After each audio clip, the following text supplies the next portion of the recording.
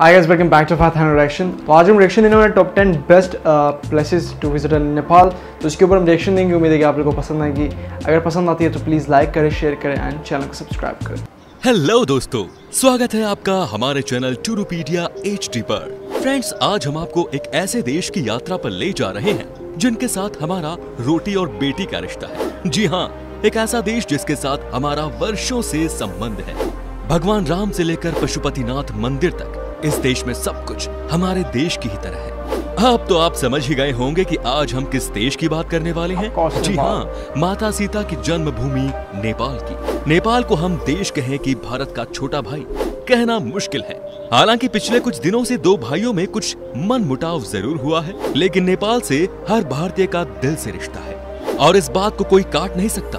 आज हम आपको नेपाल देश के हर उस जगह के बारे में बताने वाले हैं जहां आप घूमने के लिए जा सकते हैं, जहां आप अपने परिवार के साथ समय बिता सकते हैं। नेपाल में घूमने के लिए एक से बढ़कर एक जगह है और ये देश हिमालय की गोद में बसा हुआ है।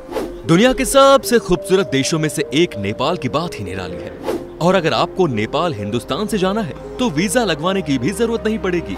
तो चलिए आज हम आपको नेपाल देश की वो तमाम जगह घुमा देते हैं जो कि है वर्ल्ड पॉपुलर डेस्टिनेशन।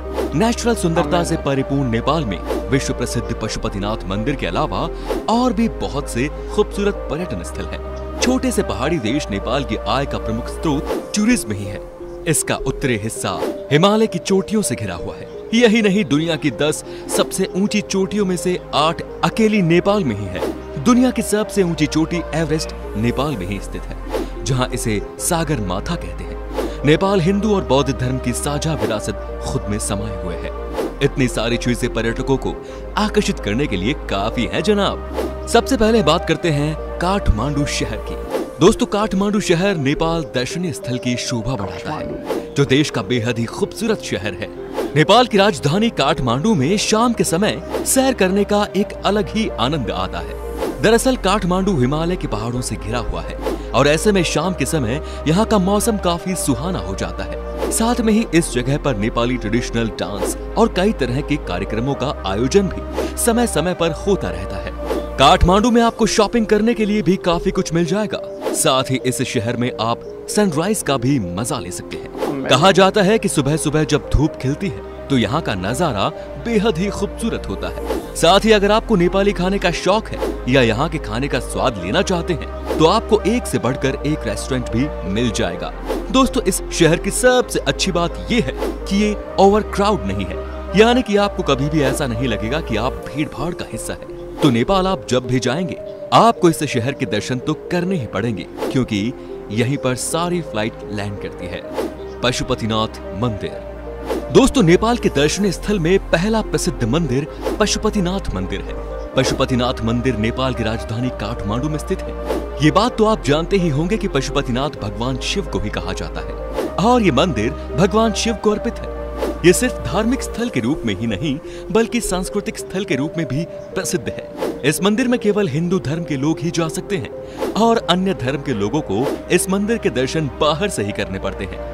बागमती नदी के किनारे बने हुए इस मंदिर के आसपास काफी सुंदर माहौल देखने को मिलता है। पर्व के दौरान काफी संख्या में भक्त इस मंदिर में आते हैं। काठमांडू से मात्र 3 किलोमीटर की दूरी पर स्थित इस मंदिर में जाने का सबसे बेस्ट समय सुबह के दौरान सूर्योदय का है। जी हाँ दोस्तों, वैसे भी हमारे देश से कई ऐसे लोग हैं जो कि साल में 1-2 बार इस मंदिर में जाकर भगवान शिव के दर्शन कर ही लेते हैं। कहा जाता है कि यहाँ आने के बाद आपके मन को बहुत शांति मिलती है और आपकी सोच बदल जाती है। आप इस दुनिया की सच्चाई को समझने लगते हैं। अगर आप नेपाल जाएं तो इस मंदिर को जरूर विजिट करें। भगवान राम का ससुराल जनकपुर। दोस्तों, रामायण की कहानी तो सबको पता ही है। आपको पता ही होगा कि भगवान राम का ससुराल नेपाल का जनकपुर है। जनकपुर नेपाल का प्रसिद्ध धार्मिक स्थल है और ये नगर प्राचीन काल में मिथिला की राजधानी माना जाता है। यहाँ पर प्रसिद्ध राजा जनक थे जो सीता माता के थे। आपको बता दें कि आज भी हमारे देश में मिथिला की जय जयकार है। बिहार के कुछ जिले जैसे कि दरभंगा और मधुबनी मिथिला का हिस्सा है। आप जनकपुर जाकर माँ सीता के महल के दर्शन कर सकते हैं। जनकपुर में आज भी वो धनुष वैसे का वैसा ही रखा हुआ है जिसे तोड़ने के बाद भगवान राम की शादी माता सीता से हुई थी। अगर आपको रामायण से प्यार है तो जनकपुर में आप रामायण के एक हिस्से को जी लेंगे। माता सीता के दर्शन आपको मिल जाएंगे। मुक्तिनाथ मंदिर। दोस्तों मुक्तिनाथ मंदिर नेपाल दर्शनीय स्थल का एक और देखने लायक स्थल है। मुक्तिनाथ घाटी में ये मंदिर स्थित है। यह मंदिर भगवान विष्णु को अर्पित है और इस मंदिर में शालिग्राम शिला या शालिग्राम पत्थर की पूजा की जाती है। हिंदू धर्म के अनुसार शालिग्राम शिला में भगवान विष्णु का निवास माना गया है और इसीलिए इस पत्थर को काफी पवित्र माना जाता है।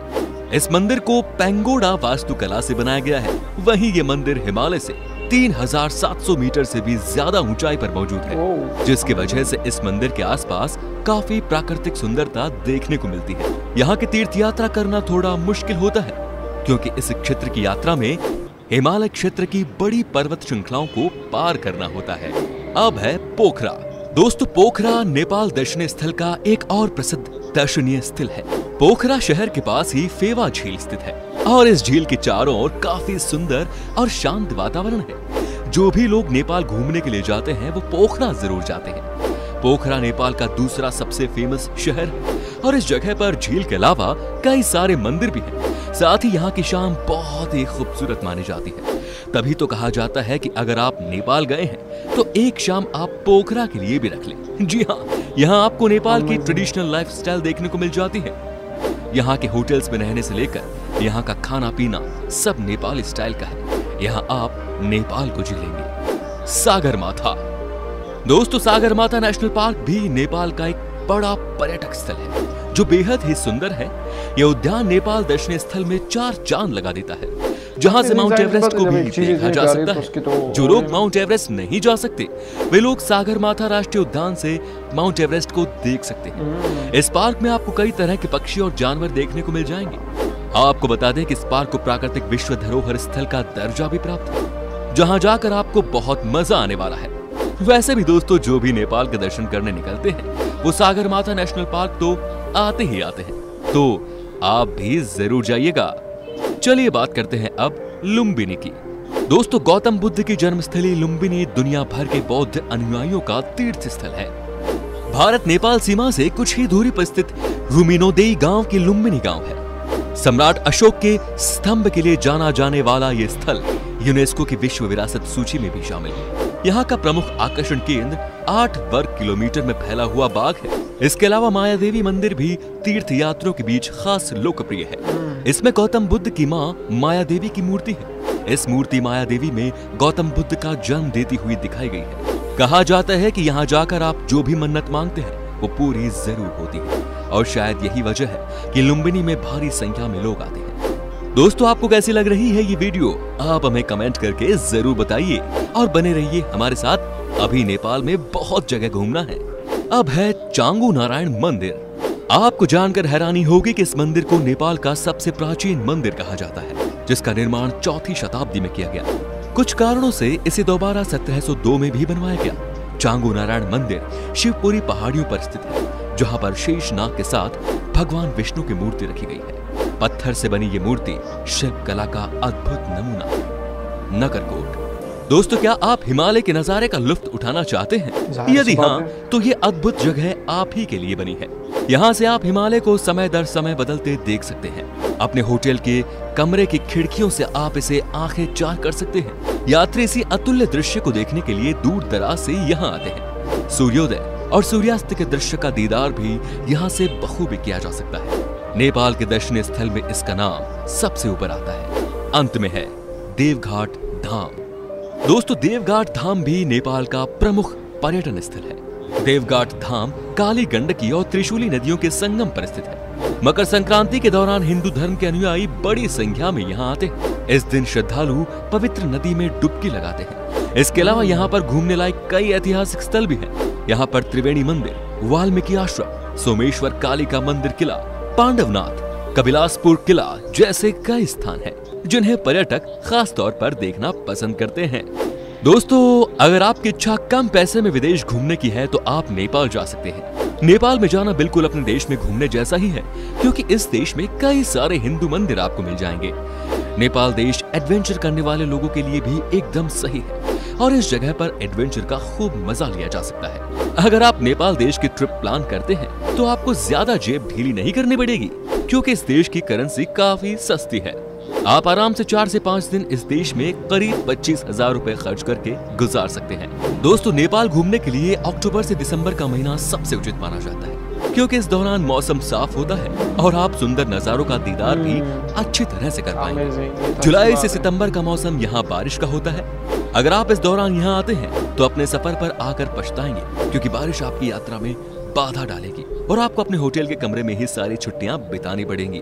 अगर आप उचित समय देखकर यहाँ आएंगे तो बहुत लुत्फ उठा सकते हैं। तो दोस्तों, ये थे कुछ नेपाल के शानदार जगह जहाँ आप घूम सकते हैं। वैसे आप बताएं कि आपने कभी सैर की है इस खूबसूरत जगह की, और वीडियो के बारे में क्या कहना है। अच्छी लगी तो लाइक कीजिए, कमेंट कीजिए और साथ ही चैनल को सब्सक्राइब कर बेल आइकन को जरूर दबाइए नीचे दिए गई लिंक में जाकर। सो ये थी वीडियो, उम्मीद है कि आप लोगों को पसंद आई होगी। इसकी वीडियो की बात करें तो 10 प्लेसेस थी, जिसमें से 8 जगह ऐसी थी जो सारे मंदिर ही थी। नेपाल अगर देखा जाए तो ये हिंदू धर्म के लिए काफ़ी ज़बरदस्त कंट्री है, क्योंकि ज़्यादातर मंदिर ही है। आप लोग जाके अपनी पूजा कर सकते हैं एंड जो भी आपको आपकी इबादत है वो कर सकते हैं। बट अगर बात करें घूमने फिरने की जगह, तो इसके मंदिर के अलावा जो बाहरी कंट्री से मुस्लिम लोग आए या कोई और धर्म के लोग आए जो मंदिर नहीं जा सकते, तो वो घूमने फिरने के लिए जगहों को अगर बताते तो वो और अच्छी बात होती। बट उन्होंने सिर्फ दो जगह बताई, एक माउंट एवरेस्ट और दूसरा जो था वो पोखरा था, पोखरा नेशनल पार्क। तो ये चीज़ थोड़ी सी अच्छी नहीं लगी कि अगर आप और चीज़ें बताते हैं मंदिरों के अलावा, अगर बताते हैं, हाँ थोड़े बहुत मंदिर बताते जो फेमस थे, बहुत ज़्यादा फेमस थे, वो बताते, फिर थोड़ी सी घूमने फिरने की जगह, फिर अगर मंदिर बताते तो अच्छा होता। एंड अभी भी एक फ़िल्म जो है नेपाल के अंदर बनी हुई, वो जो आई थिंक रिलीज़ हो गई है या अभी होने वाली है, मुझे कुछ कन्फर्म नहीं है, बट एक नाम मैंने बताया था, अभी मेरे जहन में नहीं आ रहा। मैंने आपको 2-3 वीडियो पहले बताया था। सो उम्मीद है कि आपको ये 10 जगह अच्छी लगी। अगर अच्छी लगी तो प्लीज़ लाइक करें, शेयर करें, चैनल को सब्सक्राइब करें। फिर मिलते हैं नेक्स्ट वीडियो में, तब तक के लिए अल्लाह हाफिज़।